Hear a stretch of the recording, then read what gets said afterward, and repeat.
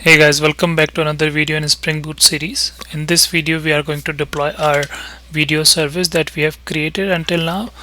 We're going to deploy this service to Heroku. Heroku is a platform as a service platform um, provided to us by Salesforce. Initially Heroku was open source, but Salesforce acquired it a couple of years back. We are going to use a free offering from Heroku, so we don't get charged down the line. The free offering is good enough to deploy your smaller apps, apps and stuff like that.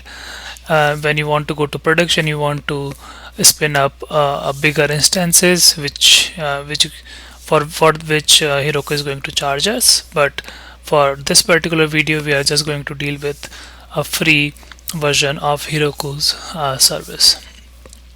Alright, so let's get into it.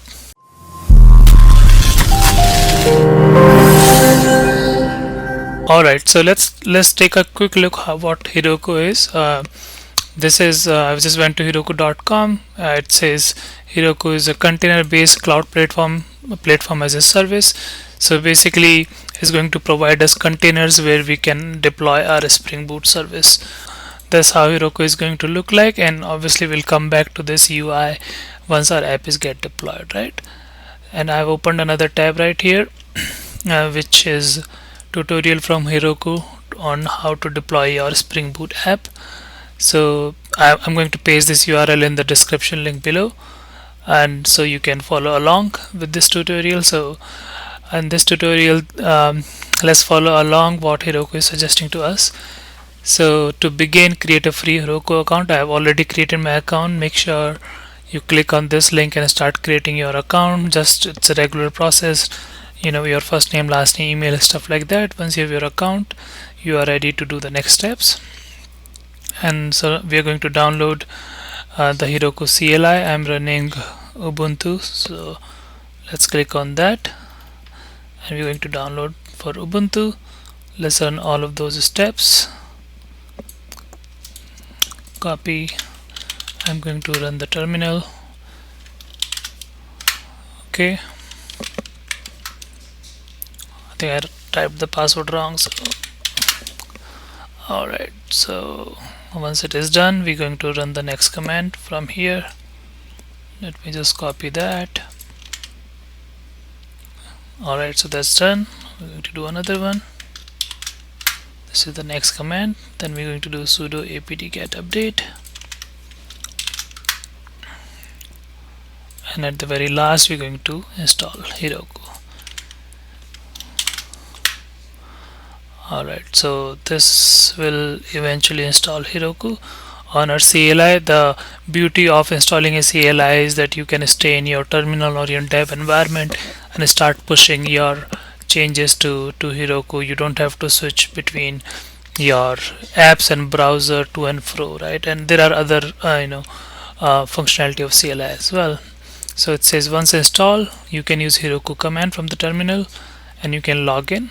So when we signed up, we gave them an email address and a password. We're going to use that to Heroku login. Alright, says press any key to open up the browser. So it opened up the browser and trying to log, and says you can close this page, return to your CLI. It should now be logged in. So it says logged in as of this. That's my email ID. It's telling me that you are already logged in, so that's good. Now we can move to next steps. Now it's saying creating a Spring Boot app. Before that, I think I want to show you that as well. To check that your key was added, run Heroku keys. So let's do that. Heroku keys. Alright, so it says your keys are added with my account and all. So I think we are good until this point. Creating a Spring Boot app, we don't need to do that because we already have our app created, our video service app that we are working on from past couple of videos. So we are not going to do that step. Let's move to the next point. Preparing a Spring Boot app for Heroku. So it's basically saying run the git. We have already done that. What we're going to do, we're going to run this command Heroku create, right? So let me open a terminal here, and hopefully we have a Heroku available inside IntelliJ terminal. Create. Okay, so it's not available here. I'm gonna go the terminal outside. I think it's CG document personal Spring Boot crash course, and then I'm going to do Heroku create. So you can see I did a nice kind of animation thing, and it created something for us, right? So by default Heroku gives a random name to your app. So our random name that it gave to our my app that I just deployed is limitless C 02945. For you it's going to be something else, so don't worry if you see something else on your screen. It's just a random name which you obviously can change eventually. So this, it's saying okay, this is the repo URL, this is the other URL. Let's see what it is. So it says this also create a remote repository called Heroku in your local Git repo, and it generates a random name which we were talking about. You can rename it later, that's correct. I don't want to rename it now, so I'll move to the next step. Now deploy your code. So we're gonna do git push Heroku master. So git push Heroku master. So basically the Heroku in the Heroku repository, in the master branch of Heroku repository, we are pushing out our code, our entire service. So you can see it's the Maven inside. Maven is downloading bunch of stuff there because this is the very first time we are deploying, right? You can see this lot of dependencies Maven is trying to download. It says build failure. Let's see what happened.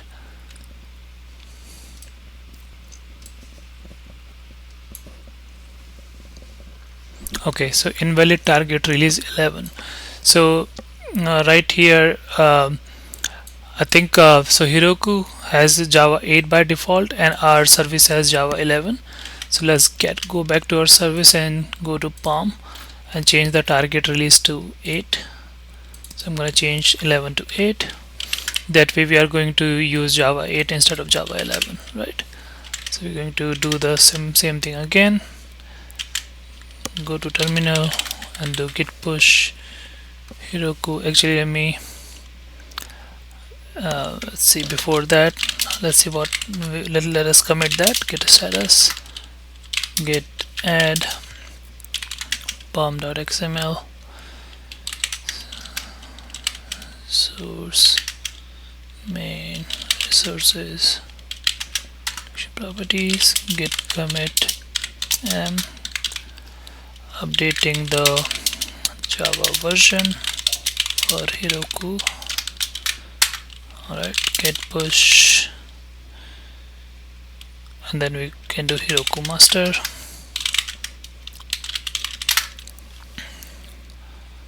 Okay, now it's going to build source based on the Java 8, and hopefully it will pass this time because we are using the correct Java version. Alright, it's going to do the same stuff again. Nice. So you can see the build success now. It was failing before. Now it's compressing, create a jar for us so that it can use that jar to run the entire service for us, right? It says compressing, launching, your app is deployed to Heroku, right? So let's go back to the tutorial. Okay, we have done all of that. Now we can do Heroku open. So let's do Heroku open the terminal, and it by itself it opened a new tab in the browser. It's trying to still open it. Let's go back to our tutorial, and while it's opening we can also tail the logs and see if there are any error. So we can see that's where our Tomcat started right here. It started our application, and as soon as we launch that link. When as soon as we did Heroku open, this is the traffic came in there. Let's see what happened here. Obviously it won't work because we don't have this endpoint. So we're going to do, I think we have videos, right? So we're going to do videos. See, this new traffic just came in inside our logs and it's working, right? We don't see anything because we haven't put any data into the database, but the fact that everything is green here, you can see status 200, so that means our application has been successfully deployed. So what does it mean? How does it change things for us? The one thing that's drastically different is now we have this URL, right? We have a HTTPS URL that we can utilize and give to other developers if they are consuming our service. So initially we had a localhost 8080 /videos, which was good, but which was not on HTTPS port, which was not a public URL. So if someone else wants to consume our API, they don't have any way to do that. But now, since we have deployed our API, we can just simply copy and give this URL to anyone else. They're just going to call this endpoint /videos, and they're going to get back all the videos from the database. Similarly, they can use other endpoints, not just videos. So let's go back to the tutorial and see if anything left. So we still need to add the database, right? Since we were using a Postgres, so we're just going to use that. I'm gonna have this logs running in one terminal. I'm going to open another terminal and create a Postgres database. Okay, it says created a Postgres instance for you. This database is empty. Now you can list the configuration variable for your app to display. So if I do Heroku config, let's see what happens. So this is the URL that we have to use. So this is a database URL, and the other one is Heroku Postgres. I'm not sure what is that, but we have to use any one of them. Let's see what the tutorial says next. And then if we do Heroku PG, then we'll see other configuration. I believe PG stands for Postgres here. It's again a hobby database. It's a free instance, so we're not paying for that, which is good. And before going further, I want to show you how it looks like on the dashboard, right? So let me refresh that. So let's see right here. So this is, let me just put that up. So let me push that down. So now this is the app that we deployed. The Heroku Postgres that I just spun up. It's right here. And then let's see, I think there are config variables that we can set right here. So the config variables has already been set, so we don't need to do anything about that. We do post, and we're going to post couple of videos object here. Make it raw, make it JSON, do title, sample, description. I need to find a better name for title and description, but I think this will work. Let's see, sending request to one created. Very nice. So we just posted something to this endpoint. It just went through successfully. Let's go back to the browser and let's refresh this get endpoint. We should see one video object back. Nice. So at this point we have our Spring Boot service running on Heroku with HTTPS endpoint, which we can give out to other engineers to use. And we just posted one object to that, and then we went to the browser, refreshed the browser. That actually did a get call and pulled that database object down, right? Let's post another one. I'll make sample 1, description 1, just for the brevity, and send it again. And now we'll see 2 of them. So the new one came back as well. and we also obviously can go and see logs.